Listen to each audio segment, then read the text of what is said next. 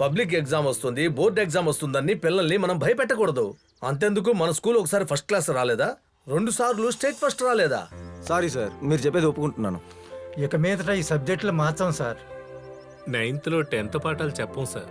పిల్లల్ని టార్చర్ పెట్టకుండా వాళ్ళ దారిలోనే వెళ్ళి బాగా చదువు చెప్పి మంచి విద్యార్థులుగా తీర్చిదిద్దుతాం sir. Thanks my dear teachers, నా లక్ష్యం కూడా అదే. Once again thank you very much. Thank you sir.